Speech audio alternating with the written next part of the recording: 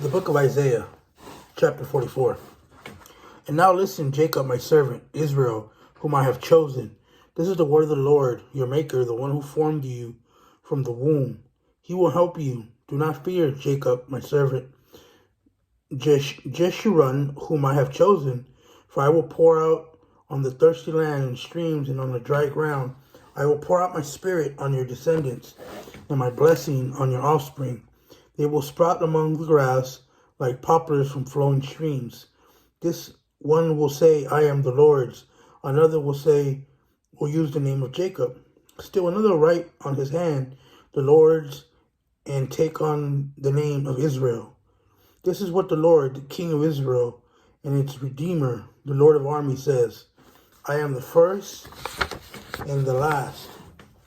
There is no God but me. Who like me can announce the future? Let him say so and make a case before me. Since I have established an ancient people, let the gods declare the coming things and what will take place. Do not be startled or afraid. When I told you and declared it long ago, you are my witnesses. Is there any God but me? There is no other rock. I do not know any. All who make idols are nothing, and what they treasure benefits no one. Their witnesses do not see or know anything, so they will be put to shame. Who makes a god or casts a metal image that benefits no one? Look, all its worshippers will be put to shame, and the craftsmen are humans. They all will assemble and stand. They all will be startled and put to shame. The iron worker labors over the coals, shapes the idols with hammers, and works it with his strong arm. Also he grows hungry, and his strength fails. He doesn't drink water and is faint. The woodworker stretches out a measuring line. He outlines it with a stylus. He shapes it with chisels and outlines it with a compass. He makes it according to the human form, like a beautiful person, to dwell in the temple. He cuts down cedars for his use, or he takes a cypress or an oak. He lets it grow strong among the trees in the forest. He plants a laurel, and the rain makes it grow. A person can use it for fuel. He takes some of it and warms himself. Also, he kindles a fire and bakes bread. He even makes it into a god and worships it.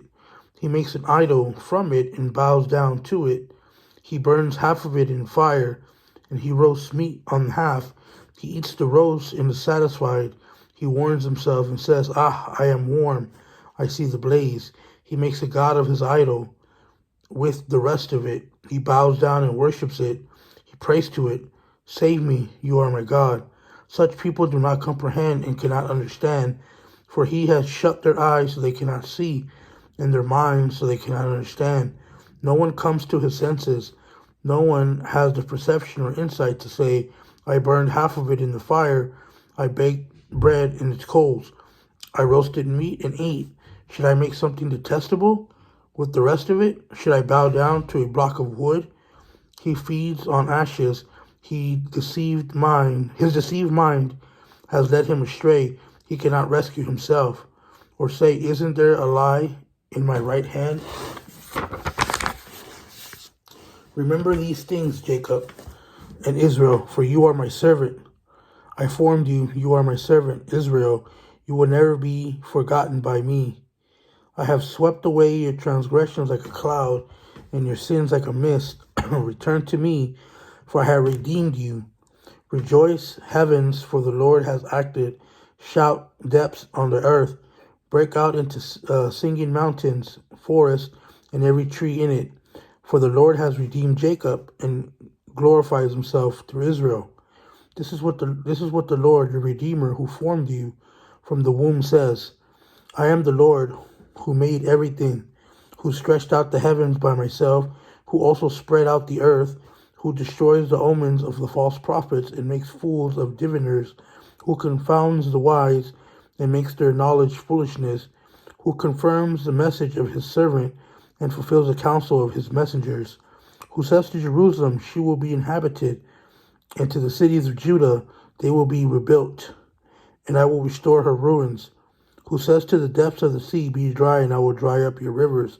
Who says to Cyrus, my shepherd, He will fulfill all my pleasure, and says to Jerusalem, she will be rebuilt, and on the temple its foundations will be laid.